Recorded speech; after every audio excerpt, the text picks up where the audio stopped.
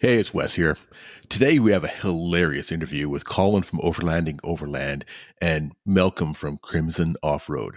I have to admit that the audio is pretty good most of the time, but there's a few spots where it's not the best, and I apologize for that.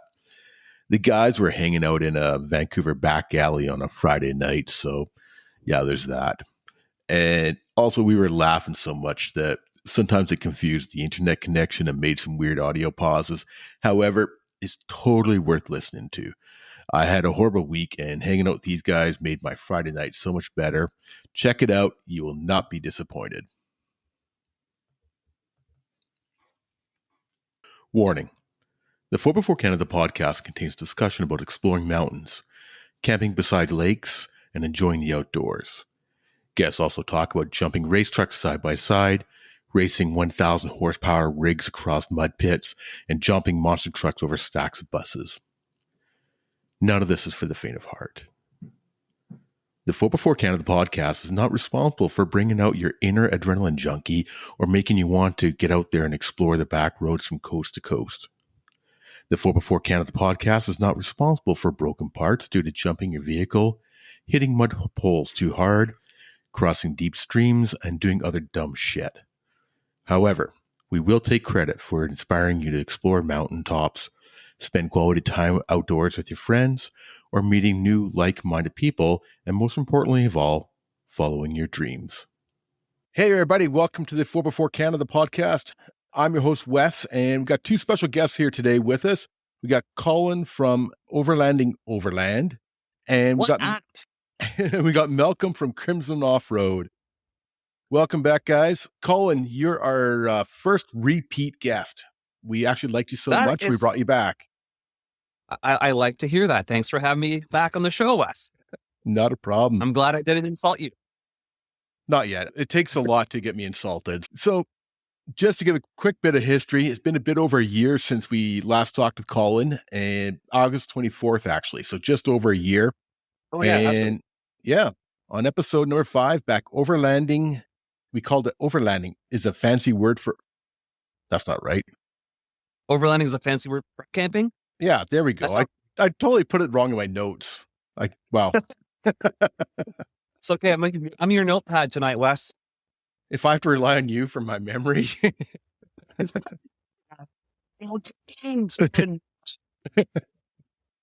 So if you haven't listened to it, it's a really good episode. Scroll right back on your app or on the website at 4x4canadapodcast.com. Check it out. We had a lot of laughs. And I know we're going to have a lot of laughs here tonight. Colin, let's give a shout out to your YouTube channel and on Instagram, you're Overlanding Overland with a space in between Overland. That's right. It's 3 words, not 2, like most people think it is. And Malcolm, you're from Crimson Off-Road on YouTube as well, right? You betcha. Yep. So it's the Island Gladiator boys with us tonight. With the exception of Casey 250. Yes. And is he going to the show this weekend? He is. We're all meeting up tomorrow. We're all going to hang out and for a pre-show barbecue. It's going to be a good time. Cool. So by the time that this episode gets up, the show will be gone and over with. But what show are you guys talking about? We're talking about the White Rock Dodge Fast, Fun, and Loud Verity Car Show events. Verity? That's what I said. Verity Charity. Yeah, so White Rock is like an annual car show that White Rock Dodge puts out. It all goes to charity for the child Verity. I shouldn't know that, but it all goes to children in need, is what I'm trying to say here. There we go. Yeah, so this is clearly the show, like you said, it already passed. I'm the guest MC for this year's event, so if I was extremely annoying and you were at the car show and didn't punch me out, thank you. So, yes, and it's going to be a good show. I saw videos from it last year and it looked like everybody had fun. And it's not just overlanding crews and Jeeps and stuff like that. It's cars, it's everything, right? Yeah, everyone's welcome. That's why it's the Fast, Fun, and Loud event. As long as it's fast, fun, or loud. Yeah. So that's why I'm there, because I'm really loud when I talk. Because your Jeep's not very fast. That's right. Casey's is, but yours maybe not. Yeah, he's all 3, yeah. Yeah, he's with the Demonator. So let's hop into that. Colin, you went from a Land Cruiser into a brand new Gladiator, and Malcolm, you went from your ZR2 Colorado into a brand new Gladiator. That's a big difference. I mean, yeah, the Gladiator's more expensive. That's the main difference. Yeah, that's the main difference. Yeah, for sure. Yeah, no doubt. So, but no, there's many reasons why. Yeah, many reasons why. I mean, we know that you, Colin, had a few issues with Land Cruiser going on. It was an absolutely cool Land Cruiser, chopped with the aluminum box or aluminum bed on the back of it, and totally cool looking machine, but it wasn't quite. Yeah, it was my dream build, and it failed me horribly, constantly. It had to go. Yeah, unfortunately. Who would have guessed, like, putting 1,000 pounds over your rear axle was a really bad idea? I actually didn't know. I wish someone would have told me. I'm kidding. I actually knew this was a really bad idea, and I just kind of chanced it, and it bit me in the ass every single time. That's the main reason he got a Jeep. Yeah. Because it takes a lot for a Toyota guy to go to a Jeep. I know. I'm sitting here biting my tongue. So if you guys haven't checked out the videos from Overlanding Overland, he was over on the mainland. Both these guys are based out of Vancouver Island, and he's over on the mainland and had some issues with tires falling off. And there's a pretty interesting video where they're using trees as tires and skidding down the roads. And sleds. We were using sleds. Sleds, yes. Yeah. Yeah, custom sleds for the toy sledder. Sean even wrote a song about it. 3 versions. Wow. Was that around the campfire one night with the drinks? No, that was as things were happening in front of our eyes. Okay. No, he's a really good lyricist, just to let you guys know. You should remember that as a question for next time he's on your show. So you can say lyrist, but you can't say charity? No, variety. Variety? Variety. Variety car show. Yeah, it's what he said. Very various makes and models. So it's okay. Don't worry about my English. I'm fine. Oh, good. I'm glad you're the MC and doing all the speaking. Yeah, me too. I'm so happy. I'm going to video it all. Yeah, I'm going to video myself videoing you. Put in montage. Why you didn't Hollandisms? Hollandisms. Rickyisms get worse. So, Malcolm, let's hop over. You went from the ZR2 over to the Gladiator as well. And your truck was actually running. Was it just time to move on, or? The main reason why I switched is I like the Canyon and everything. It was actually a GMC Canyon, but it's essentially I built it into a ZR2. Okay, looks like it. So, yeah. Yeah. So I put long travel and stuff in that, but it's just you can't beat the solid axle for the articulation and the wheeling and stuff. So even with the long travel kit, it still doesn't. They don't perform the same off road like on technical obstacles. That's right. Because if you want to feel comfortable, buy a Civic. If you want to go do some cool stuff, buy something with solid front axle. Yeah. Sounds good to me.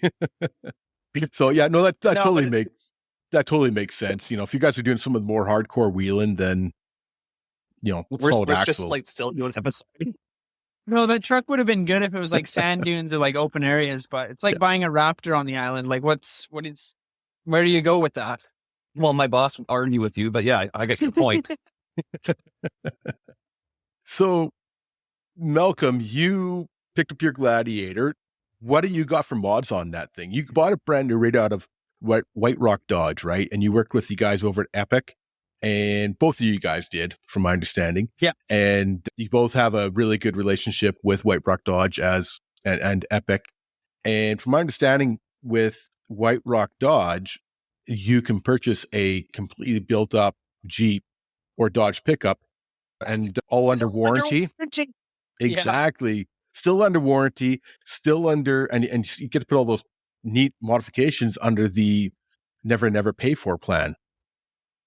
Yeah. So that's kind of the reason why I was another push towards getting a Jeep was just having everything rather than get mods here and there. Everything's done. It's one payment. And you're ready to go. Yeah, so you can literally put all your life savings into one store. Well, to be honest with you, it kind of makes sense. I mean, I've done it both ways. I've done it where I've bought a vehicle and I've fixed it up over the years, and I've also bought a vehicle and I've done a bunch of mods to it right away. And if you can roll it into your financing package, if you got a good interest rate on your financing, it makes sense, right? So yeah, it was definitely huge. And then it's all warranty too. Like they back their work, so there's really nothing to worry about. yeah, It's primo. It's the best deal you'll find in Canada anywhere. And in the White States, Rock, probably. White Rock Dodge, you betcha. Yeah. Now, are you guys both running the same suspension and stuff like that, or did you guys do things a little differently? So with Epic, Christian will tell you that most people will go with a 3.5-inch lift, which he calls the Overland lift. With different levels. Yeah, different stages of how much money you want to spend. Right. So I specifically went with the Overland lift because I was spending more money on other things. I mean, I still had a budget. I can't just spend a ridiculous amount of money. Otherwise, I would walk out with a 24-valve Jeep swap that no one does. And anyways, that's not the point. So I went with a cheaper lift, so 3.5-inch lift with heavy coils in the rear so I can support like a canopy camper, which I'm getting this week. We'll talk about that later. Nice. And Malcolm's lift is... What is it? What do you have? The 4.5-inch. I got another inch over Colin. Compensating? No, so I already had a rooftop tent and I just got an iCamper on there. So I kind of went more suspension based. So I went with like upgraded control arms and a little bit more height on the Jeep and a long travel, extended travel Terraflex in the rear. So it's kind of built a bit more for rock crawling technical stuff. But I mean, yeah, it's not much different like on the trails that we've experienced. But I want to see, I want to get into more rock crawling and see what the extended travel. Well, that's what we're doing next weekend. Yeah, there we go. We're going to go bouncing off rocks. Nice. Now, Malcolm, let's talk about those shocks you got. You got those real fancy shocks. Fancy shock. We both do. Do you? You both do. Okay. Yeah. We got the Falcon Series 3. The 3.3 of adjustable Falcons, so you can adjust the compression dampening and stuff. Yeah, you can set them for the road conditions that you're driving on. But most people are lazy and just want them, just forget it and just go full tilt on whatever setting they left it on. But you can do that. So are you guys actually moving them once you get, say, from the pavement over to FSRs or into the 4x4 stuff? Yeah, usually we run them on the softest on the dirt. Our Jeeps are still pretty new, so everything's still pretty stiff. Yeah. So we run the softest just down FSRs and stuff, and then on the road we'll put it back in the middle notch. Yeah, because we'll stop regardless when we hit the trails because we're going to air down because you don't want to go wheeling with highway or streets or city slicker PSIs. I will say though, I had the Fox adjustables in my Canyon. And they had little twist knobs on them, and if your hands were cold or they were muddy, you couldn't get at them. But the Falcons are nice big knobs. You can just get in there and it takes 2 seconds. Perfect, big knobs. You like big knobs, don't you?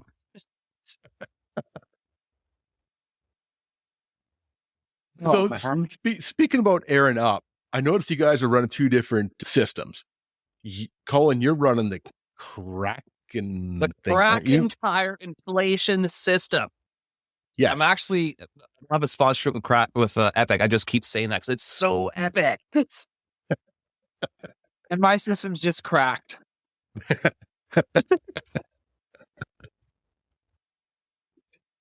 Yeah, so the Kraken compressor is a dual ARB compressor, all mounted into a purpose-built mount for the JL and the JT. And his is just a regular single cylinder compressor that's in a ammo box. It's just a bigger compressor, so it doesn't take very long, but it's just one you plug up to your battery and you just do 1 tare at a time. Yep. Which works. I mean, that's what a lot of people are running. Yeah. The Kraken one from Epic Adventure Outfitters, pretty awesome. They got them for, your JKUs and your Gladiators. No, just the JL and the JTs. That's it. Not the JKs. They don't have it for the JKs. Okay. I'm sorry, guys. Obviously, I got to get them on the show so they can talk about it. instead of me. Yeah, I bet you Paul would love to talk to Oh, me. Colin, yeah. Yeah. Yeah, Christian. yeah. Paul and I have actually been talking, and he's like, "You got to get me on." I'm like, "Okay, we got to make this happen." So, so basically, you guys running these new Gladiators now, slightly the same but slightly different. What are you guys noticing in regards to huge changes between the vehicles you guys had before? Like just Well, comfort. everything's better than the Land Cruiser. Like I should have that the Land Cruiser was a safety hazard. I don't know how I did not die driving that vehicle. You don't really have a comparison because it's just so much better. The amount, no sway bars with a 6-inch lift with really like dinky leaf springs is a recipe for disaster that I have not tasted. So I'm good there. I don't know how he didn't roll that thing. It had to have been on a 45-degree angle on some of the corners he would take, and it's still on its wheels. That's what you about want. you? You want flex. I don't know about that. Dude, you really got to make sure your wheels are planted when you're looking at 50 degrees. I remember looking in my mirror that one time you were going down that trail, and I thought you were done. And it's still staying on its wheels somehow. It was a tough old girl. But what When- about you, Malcolm? What When it wanted. It's harder because they're both new. I mean, Yeah. they have their ups and downs. Like the Canyon, I drove it for a bit longer. It was a bit more broken in. It's comfier because it had like 80,000 K on it. So I'm like getting used to the new leather seats again, which was the same in the Canyon when I first got Yeah. it. But other than the comfort, the Jeep drives a lot better off road. Even with the long travel in the Canyon, I still think that the Jeep drives a lot better. So For what, sure. what about wheelbase and width differences? Like on the Land Cruiser, it's probably almost close to the same width, but quite a bit longer on the Gladiator, and then on the Canyon, it's going to be wider and longer, right? So you just got to. No, I guess the track on the Land Cruiser, the width was the same as a Toyota mini truck, right? The okay. same axles, basically. Yeah. So the Gladiator it's going to be wider because of the spacing of the wheels off the axles, and the length is going to be longer. Yeah. But we haven't really, like you've wheeled yours. Have you like noticed anything your breakover angle being off? No, like I haven't really noticed anything like severe where the Canyon's we can't get wheelbase up. is about a foot shorter, I believe, just under a foot, 10 inches shorter. What we're trying to say, buy a Gladiator. No, but I mean, not really. I haven't really scraped my belly or hit my hitch in any spots that I did or didn't with the Canyon. It's been kind of the Yep. same. But the Canyon, the thing with the Gladiators is you got the body and then the fenders and then the tire. With the Canyon, you're full body right out to the edge of your tires pretty much. So Right. it's a lot, seems a lot bigger, but it's actually a lot narrower. Right. So, so like this fender, it's not even the body line. The body line's this. And then this can Exactly. be like, if you knock it off, it just falls off, and then that's your tire track. Exactly. So it's just a matter of getting used to it, right? Yeah. Yeah. I'm not sure if you saw any of that, but I let's did. try it. I did. I So guess I'm a lot more relatable with the Canyon, and I'm used to driving a little bit of a longer wheelbase, so it's not really much of an adjustment for me. Yeah. Just kind of the solid axle handling characteristics that are a little different. So Malcolm, you got some fancy seats in yours. I was watching your video the other night where you're doing your walk around on your rig at Crimson Off Road on YouTube, and you're a baller with those leather seats, man. Well, that Jeep did come with cloth, and then Rich asked me, he's like, "Hey, do you want your emblem in the seat?" And I'm like, "It's not a bad idea, maybe." And then I'm like, I'm like, wait, since I'm getting new leather anyways, I'm like, can you do red leather with a black emblem? And he did it. Yeah, it looks great, actually. Extreme bouge. No, I've always liked the red interiors. I think it looks cool. I mean, seeing them in like Audis and stuff, I know they're sports cars, but He is Mr. Crimson Off Road. I mean, it's all the vehicles that are in his videos are not red, so he has to compensate somehow. Yes. Speaking of, or your red beard. and then, I get it now. nice hair one. and we know why he wears a hat. Well, everyone's going to watch this now. They'll tune in and find out. So I totally forgot my total train of thought here. You're taking off your hat, scared the hell out of me. So Just stand over here. it's all good. Well, that's nice. 25 years old. You like that? I'm pretty lucky. My hair, I mean, I'm 52 or something like that, and my hair is still doing pretty good. But You've got more hair than me. And you. Yeah, it happens. it happens, Between the right? both of us, we have the same amount of hair as him. Yeah, but you guys, I have the same amount of hair as you guys put together, but you guys put together weigh the same amount as me. So we're all even now, right?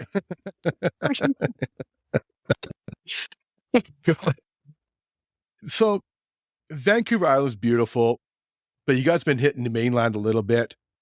You guys did a recent trip with a few of the other Gladiator bros, and up in the Alpine. What do you think about that? Like, yeah, like basically, like Vancouver Island is a beautiful place, but you can't drive 2 kilometers into the sky. There's no place you can do that on the island. It's incredible, isn't it?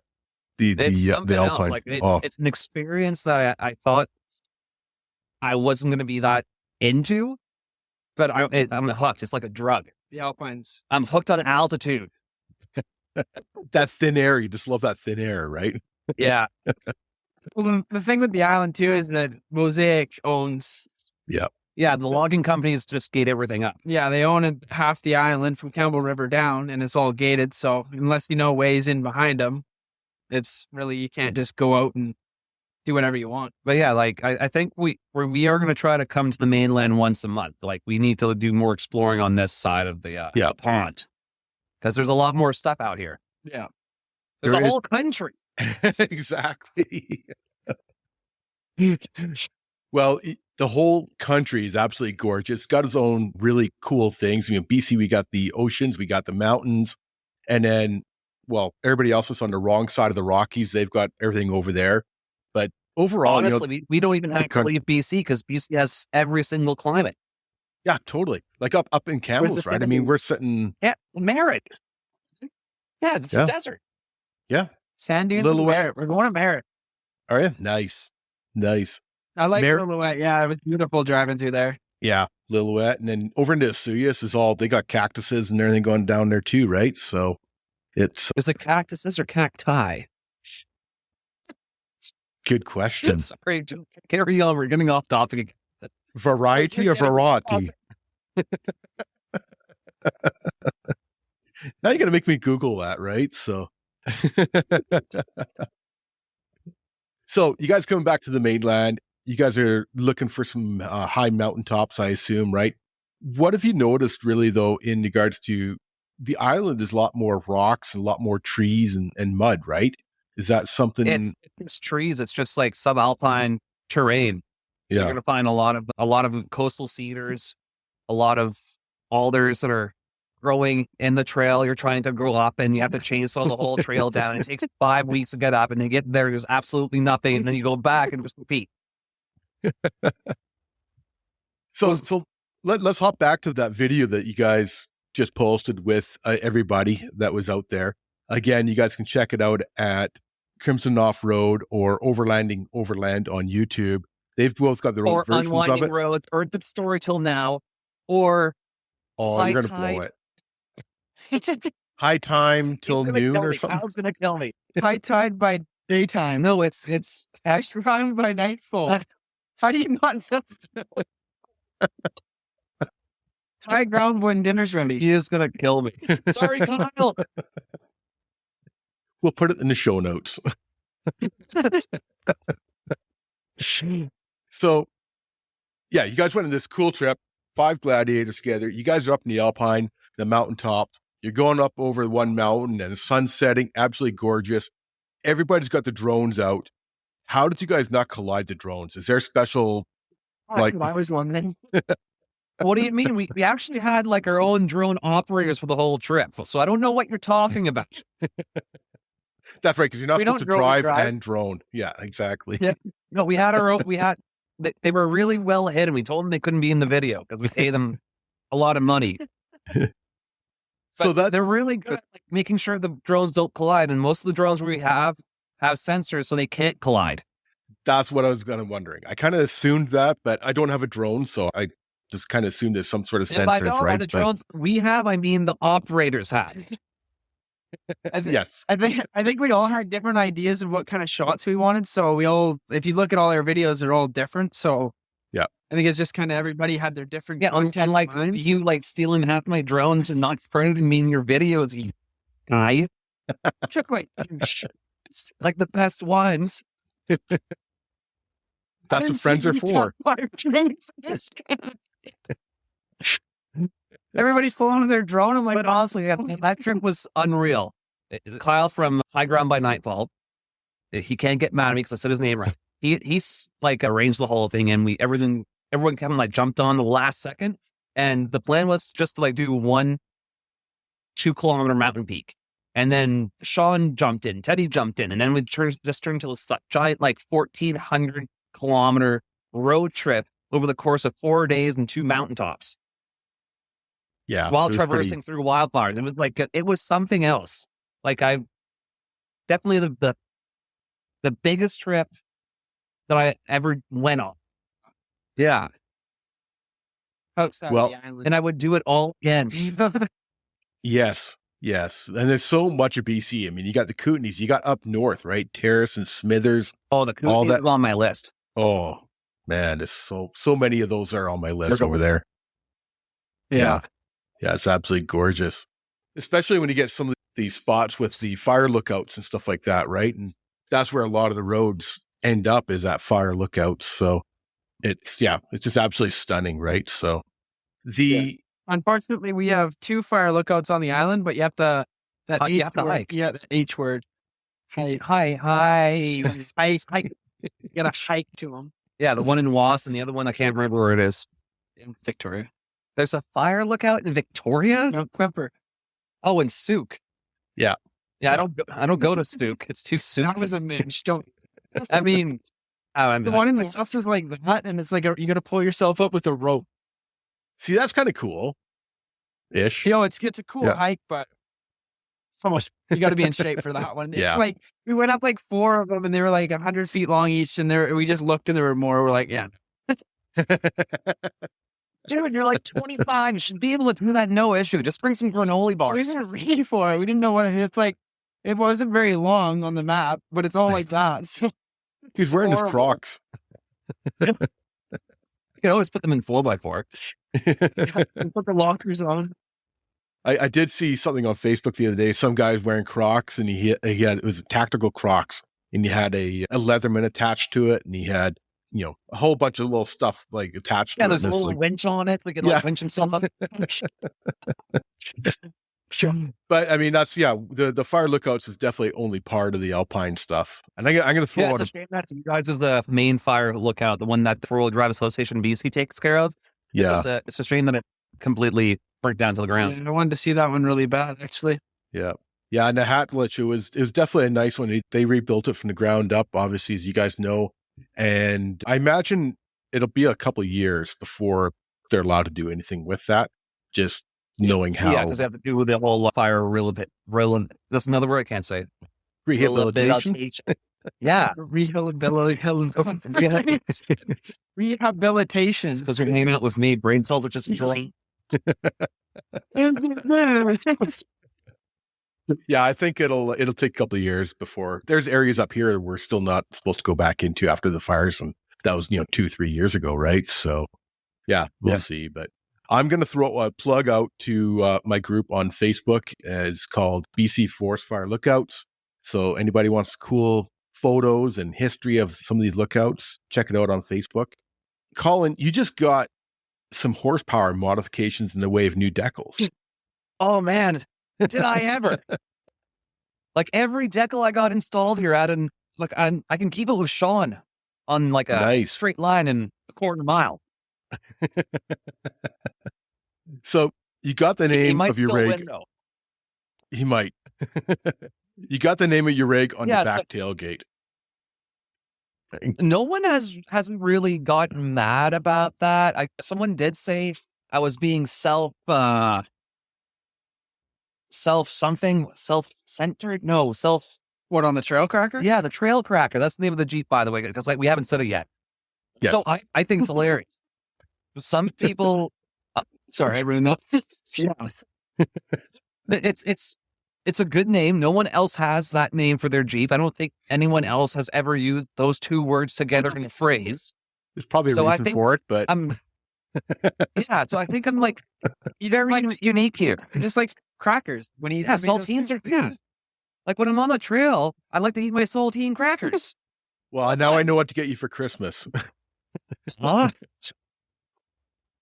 Cheese and crackers. Campbell's tomato soup with some saltine crackers. You can eat them inside your Jeep. Oh, get crumbs in there. So, Malcolm, what have you named your Jeep, or have you named it yet? I haven't named it yet. It's a Trail Whacker. Sean named it the Trail Whacker. So we got the Island Boys, the Trail Whacker, and the Trail Cracker. Oh, man. God. So, speaking of trail whacking, you guys have a whole bunch of scratches on your trucks now, eh? Oh yeah, they're just littered. Like I went with a white Jeep on purpose because I knew that would be taking like tight trails that are completely overgrown. Malcolm went with a gunmetal gray metallic paint, I went for so the you can gray like Jeep. really see how deep those. I went for the gray Jeep with the paint matched hardtop and the paint matched fenders. They look great, all scratched up. Yeah, like it's like pinstriping, made by nature. BC pinstriping. Yeah, Yeah. it's just the beginning too. Yes. Next year, your old Jeep will be white. right down to the steel. I'll need a repaint. Hey, Rich, is that warranty? My co-host Trisha, she wasn't able to make it tonight. She's working, but she's a Jeeper out of Ontario, and she says every Jeep owner has to have a name for their Jeep. And I have to admit, that's probably not what she was thinking for names, but Well, I told myself, like, I'm the Toyota guy at heart. If I'm going to own a Jeep, I'm going to be the most sarcastic Jeep owner on this planet. I'm not going to take any of this seriously. you sarcastic? Who would have guessed? So I did see somebody mentioned on one of your videos that you should have named it the Ruby Colin. Oh yeah, I did see that. I don't think I responded to that Instead comment. of Rubicon, Ruby Colin, which I thought was I kind should of have funny, named- but No, that would have been a little weird. It didn't really speak to me. Yes. Well, I was thinking about doing that with mine because my last name is Colin. And it has two N's, so it'd be Rubicon with two Ah. N's. There you go. Oh, clever. It's like a play on words, but not. So the trail whacker can mean so many different things. So Thanks, Sean. Thank you for that one. Appreciate it. oh man, that's great. So Colin, earlier you mentioned that you've got something new coming for your Jeep. Yeah, so I've got a canopy camper coming in later this week, but if you're listening to this podcast, it would have been a week ago. And that's podcast time map. So I'm getting a canopy camper, and it's not a go fast camper. It's not a vagabond camper. It's not an alu cab camper, because I would never run one of those. I've got some issues with that. So what so is it's it? It's a parkeverywhere.ca camper. So it's very similar to the tent I had on the Land Cruiser. It's the exact same tent, Mhm. but it's built into a canopy camper. So it's a newer company on the market that's producing a new style of canopy camper. And they're based Cool. out of Victoria and Vancouver right now. Okay, cool. Yeah, Cool. so they're local. Looking forward to seeing it. So hopefully you have a video up on that one soon. Yeah, hopefully I'll be sleeping in it soon because I'm getting sick and tired of sleeping in the ground tent. Yeah, I can understand that. Yeah, and you're running the iCamper, right, Malcolm? I am, yeah. The Sky Camp technically it's a 2.0, but I put a 3.0 skin kit on it, so I call it an iCamper 2.5. I There thought we we were go. called the iCamper 2.0 on. 2.5 con. Are you guys running any awnings? No. Not yet. I spent too much on the Jeep. Yeah. Those are tree catchers. I'm a firm believer of tarps. There we go. Yeah. I do have an awning and I absolutely love we'd it, have but to it's spark pools and getting too close to it. What are you guys finding for a big difference on the fuel mileage on these Jeeps compared to your old rigs? On that aspect, the Land Cruiser wins. I was getting 600 kilometers a tank because it had 60 horsepower with the same amount of liters in the tank. It's because it was a diesel just chugging along like a tractor. Mine with the Canyon with the 37s, pretty much deadly, the exact same. Okay. They were both re-geared. That had, but to like fully answer your question, it's 14 miles per gallon highway and 10 miles per gallon off road. It's miles per gallon. That's all I want. What is it per 100 kilometers per liter? It's like 18 or 17. Yeah. Well, I was just curious because I know, Malcolm, actually. It's going to be nicer following Colin now without that smell of diesel and the smoke of the diesel and all that blowing back, right? I don't know. It kind of sounded like a little 12 valve, so it was kind of interesting to listen to all the time. Yeah, with smoke, though, I'm good on that. I always told you, put your recirc on, you're fine. Didn't work with that thing. It's found its way in through the cracks. But at least it's nice now, Colin. You got things like cruise control and air conditioning. Heated seat, heated steering wheel, a whole bunch of like really fancy off-road features, like off-road cruise control, 4x4 plus, front and rear lockers, sway bar, disconnect, which I was really confused on how it worked because the sway bar is still connected. But so from my understanding, there's an electric hub right in the middle on the top of the sway bar, and it unlocks the sway bar. So now it can twist, which allows geometries to make the axle go up and down. So high tech. Dude, it's better than sliced bread if sliced bread had gear oil on it. That doesn't sound good, to be honest with you. Make any sense. I was trying used to the gear oil, when you blew up your axle, blew up the diff. You really like the gear oil. Dude, that's it. This is a family program. You can't talk like that. You got so used to eating sandwiches with gear oil on it, eh? Yeah. Because you had to spend all your money fixing your truck. I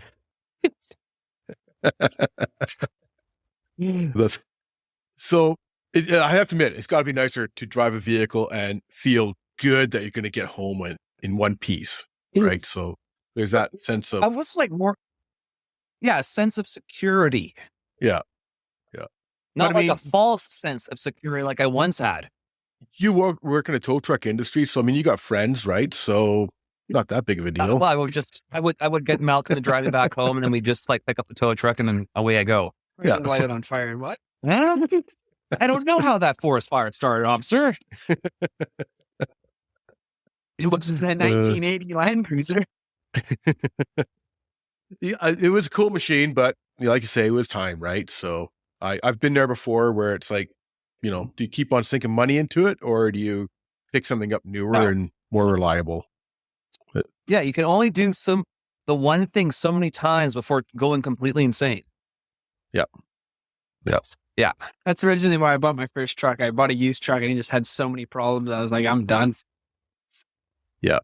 That's why I ended up getting my Tacoma too. I had an Xterra before that. It was a nice rig, but it was just starting to nickel and dime me to death. And it's just after a while, it's like $2,000 every month in repair bills, and it's like, okay, it's time. Yeah. Oh, dude, that's even worse than what I was paying. So, but probably on par. That was like $5,000 a year. That's not bad. When you spread it out. I've grabbed you're on parts. That's a cap. Yeah. Call me the cap. Capped. Cool, guys. So what else you got going on? You got the car show this weekend. You got new Jeeps. You're hitting the mainland. You guys got lots going on. You're broke, yeah. No, we've got some stuff planned. So like next weekend, we're going to go and like actually do a wheeling camping episode in this trail that we got wind of from the locals, and we had to give them like a case of Lucky to get the details. It's going to be a good one. Awesome. I can't wait to see it on YouTube. And I have to admit, I got commented on one of your videos the other night, Malcolm, that I really enjoyed seeing the differences between everybody's videos on that last trip. You know, everybody's got a different perspective. Everybody's got different thoughts on how they should do the video and that. And you get 5 different guys doing it. And it was cool. It was really neat. Yeah, I was definitely watching everybody else, just the difference. Like you couldn't even tell it was almost not even the same trip. Yeah, it's like the perspective between 5 dudes doing the same video is interesting. And he's got his sarcastic approach, and then mine's more just kind of like you coming along for the ride with me kind of thing. Like that's kind of what I'm. You got some good one-liners though. I'm laughing pretty good. You did. You had some good ones. Yeah, mostly he's making fun of Colin usually, but that's fairly easy to do. So yeah. That's pretty easy to do. We can't pick up on Colin, then you're not living life. He just makes fun of himself. I just film it. That's true. That's true. Cool. So you guys have got a couple trips coming up, and then you're back into the winter wheeling. Do you guys actually get much winter wheeling down there? Or? Yeah, we're gonna like higher elevation. Anything above 1,000 meters, just like the mainland's gonna start getting snow. Yeah, and we are gonna test out how reliable these transmissions are. But I think we already know. There's enough data out there to let us know what's going to happen. Yeah. That they're going to do what we want them to. Speaking of trans, I saw you're drinking Bud Light the other day. Cool. And Wes just suddenly lost all of his listeners. I decided to throw that out there, so it's all good. It's all smart. That's right. Like that. I'm not going to go into why a bunch of people disagree, because But I was playing around with the idea, like go the whistling diesel approach and like see if these Bud Light haters are going to comment on my videos to drive engagement, to throw that video further out into the algorithm. There you go. They just didn't respond. They just stopped watching the videos. Attention down. Cool. So let's get back to the winter wheeling. Are you guys running chains and stuff like that when you guys are over in the winter? Is it more of an icy snow you guys get over there, or do you guys get a lot of deep powder as well? It's going to be like a wetter snow because we're going to be more coastal and what you're used to in the interior. The thing is, like, we don't get snow on a mountain. It stays there. It'll like melt 1 month, and then it'll be like full again, then it'll melt. It's not like just kind of like a glacier up there. So sometimes you can have like a perfect snow melt, and then it'll turn to a sheet of ice, and then more snow will come, and then it's just gong show. Yeah. But for chains, we probably should invest in some V-bars, but no, we're gonna go like we got go bareback, PSI and whatever hell. Yeah, go bareback and give it a shot. Bareback and like if the truck slides in the ditch, that's when we're setting camp. That's what insurance is for. Yeah, except it's all private property over there. And it doesn't work if we're filming it. Exactly. No, we weren't filming it. You guys have to come over to the mainland and get some good powder up in here in the interior. And I'm sure we'll have like some kind of trip coming up where we'll be going. I'm not sure if we're going to be able to tag along with Sean this year. He's got some crazy things coming up we can't say, so stay tuned. Make sure you watch the Story Till Now this winter because you will not be disappointed. The Story Till Now, check it out over the winter. He's got some really neat ideas coming up for sure. So, but I think, you guys, your channels are growing. It's Overland. You're growing since last time we talked. And Malcolm, your channel seems to be growing all the time as well, Crimson Off-Road. And it's great to see the local BC guys' channels growing. I like talking to some of the guys like you guys that you're out there having fun. You got work during the week and, you got bills to pay and workers to pay and stuff like that. And it's nice talking to the regular guys, kind of say, Sean's a great guy. Yeah. And Sean's a great guy and he does great videos. But Sean's a professional adventurer. We're just professional idiots. Is that what your union card says? Yeah. I should get a union card for us. Island Boys Productions. Professional idiots. Start a film company. Trailer Park Boys, West Coast style. Island Trailer Park Boys. Oh, people will keep that up. We should do a whole thing with Netflix. No, with SwearNet. Colin. I would watch it, I have to admit, but it's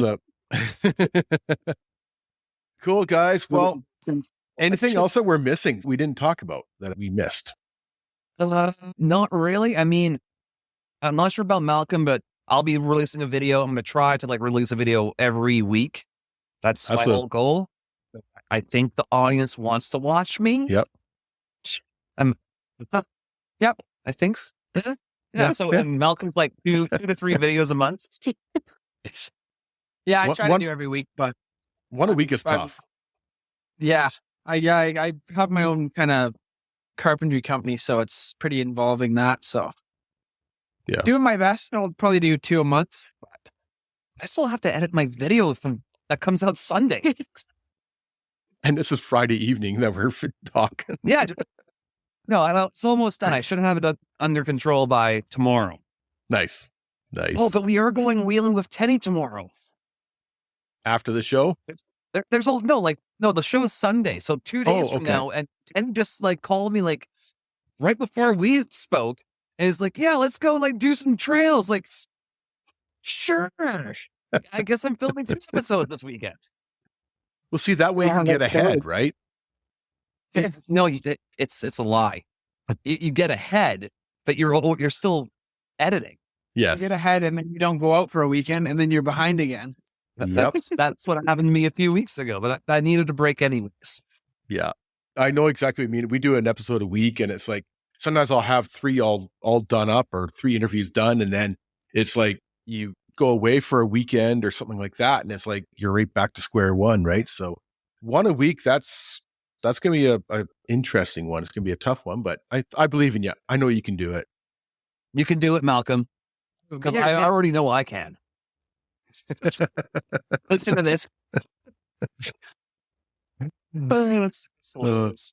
So once again, we're talking to Colin from Overlanding Overland, YouTube, Instagram, as well as Malcolm from Crimson Off-Road on YouTube. And you're on Instagram as well too, right? Yep. Yeah, he was only Instagram and I forced him to go into YouTube. Yeah, I got more following on Instagram. He's my protege. That's paying royalties. Oh. Right. You get 2 cents. Well, I have to say though, Malcolm, your videos, I have been watching for a while and your videos have improved. So that is, a good positive thing. I've noticed an improvement on your videos. Colin, yours are the same, and you're welcome. Yeah, the ones with the canyon were kind of just a test to see if I wanted to do it, and had the energy and motivation towards it, and then I kind of just took a break and waited till I had my Jeep, and mainly did the walk around of the canyon just so I have something to, remember it by. It's kind of my first new truck, kind of first build, so. Yep. I did that, and then I got the Jeep, so now I'm going to go hard on that. Nice. Awesome. And Colin, your videos, I always loved your videos with your sense of humor and your sense of humor. That's about it. Annoying voice.